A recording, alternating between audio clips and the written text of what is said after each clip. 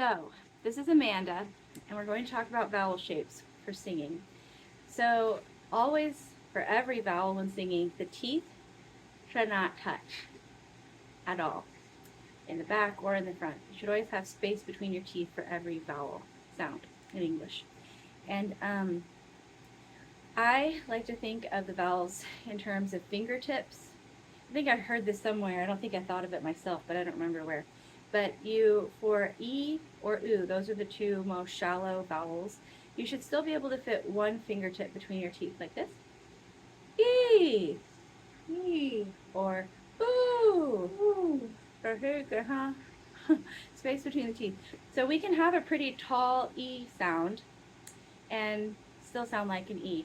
The tip of the tongue is the other thing that we always want to have down against the roots of the teeth for every vowel. So for every vowel, consistently, we want to have space between the teeth and the tip of the tongue down.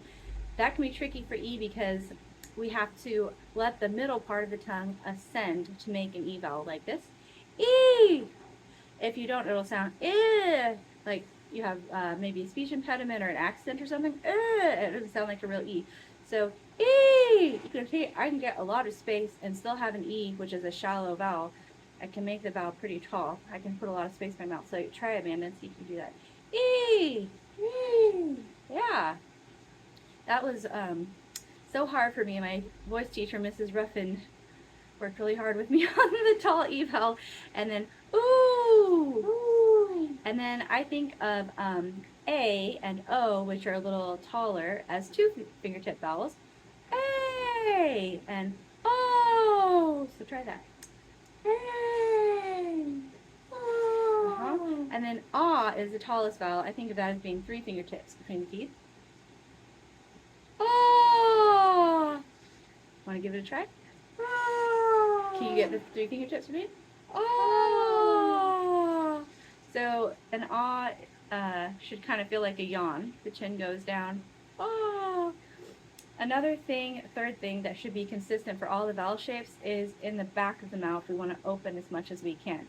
The front part has the most control over the sound of the vowel, but we want the tone quality to be open for all of the vowels. So you can open in the back, sort of like you're yawning. Are you able to do that? Even with the front of your mouth closed. You can open in the back. So open in the back, tip of the tongue down, and teeth separated for every vowel shape. And then the position of the chin and the lips and the tongue are what will articulate the different precise vowel sounds. Do you have any questions about that? No. Okay.